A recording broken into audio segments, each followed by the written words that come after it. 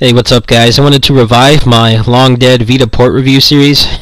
Obviously, I haven't really done much Vita capture card stuff, and that's just because my computer was on the fritz for so long. Playing Tales of Hearts R with a, barely functional computer was really frustrating, so I kind of held off for a while, but obviously I haven't ignored my Vita. It is pretty much my smartphone, and I buy games for it really often. The only reason that I've slowed down lately is just because I'm out of space on my memory card. I have like 50 games on here, but this is definitely one of the best ports on the console. I am a big Geometry Wars fan. I played it a lot back last gen, both 1 and 2. I haven't played 3 that much, and that's just because I've been so busy with other things, and I haven't been using my Vita outside of the house that much, simply because I haven't been taking the bus that often. But this is a really great, rock-solid port. I don't think anyone was more excited for this port than I was when they first announced it, and my initial fear was that they weren't going to be able to get it to run at 60 FPS. Obviously, Geometry Wars, even though it's a single-screen game, it has so much stuff going on, and I didn't really think that the Vita would be able to do it. Obviously, the Vita is probably best suited for this game because it has 2 analog sticks just right on there natively. The 3DS, you have to use a Circle Pad Pro or get one of the newer models. The game runs great. They definitely had to make some compromises to make it run at 60 FPS. The colors aren't as vibrant. It is a little darker than the console and PC versions, but it makes up for it in performance. I haven't really seen too many performance issues in this game at all, and when I do see them, it tends to recover really fast, which is not, the best, but it happens so rarely that I wouldn't really hold it against it. So I'm going to go ahead and do a run here. I'm actually pretty high ranked on this one on the leaderboards because I play this one a lot when I'm outside waiting for the bus or whatever.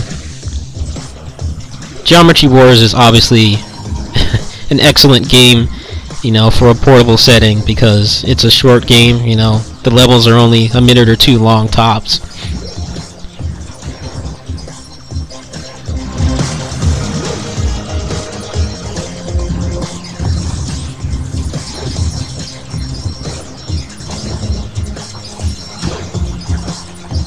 If you have PS Plus, you probably have this if you actually download your games every month. I recommend trying it. If you put it in your backlog, it's a pretty fun game, and this is the first Geometry Wars to have really robust single-player content.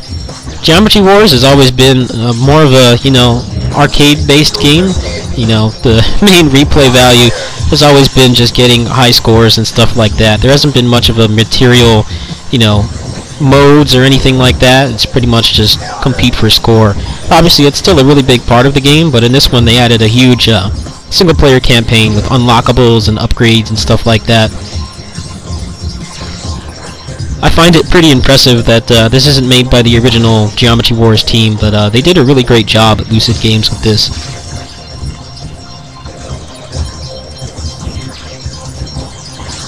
We see so many sequels these days that don't really move the game or the series or the genre forward, and I find it interesting that this little game really raised the bar for this kind of game pretty much, with a huge robust campaign. They actually added some extra levels for free in an update that was took a while to come out on PC, but it came out pretty much with the base game on consoles.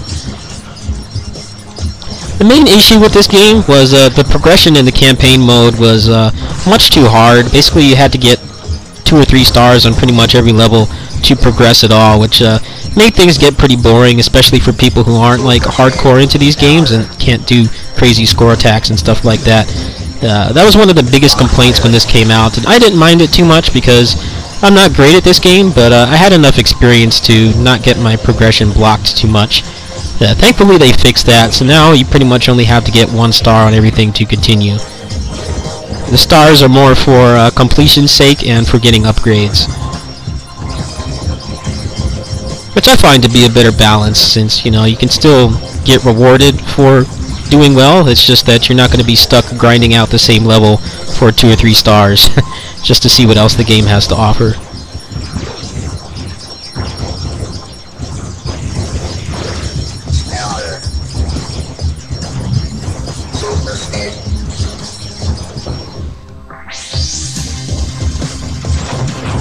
Max stars on 1 life is not bad.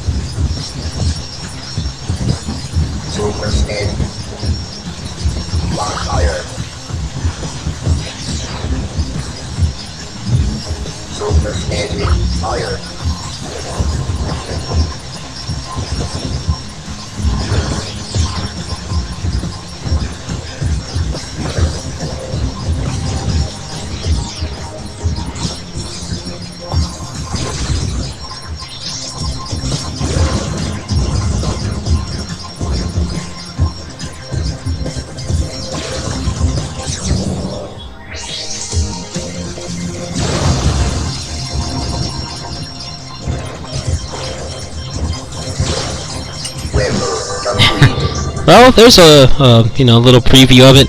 I'd highly recommend this game. Hopefully you guys picked it up on PS Plus when it was available for free, but I'd argue that it's worth paying for just because they have so much content. It's a rock solid port. You also get cross-buy with PS4, so if you have a PS4 and Vita, you can play the game both ways. I believe it has cross-save. I'm not too sure. I don't have a PS4 yet, so I can't test that, but the nice thing is if you just want to play the basic game, like they have classic mode, which has all the old modes from the first two games: Deadline, King, Evolved, Pacifism, Wave, and Retro Evolved Classic. So the adventure mode is definitely a grind. There's a lot of stuff to do there, but the game also has all the old modes. So if you're not a fan of the progression, if you want a more old school Geometry Wars, you can pretty much get that right away. Anyway, I'll have more Vita port review stuff in the near future. Peace.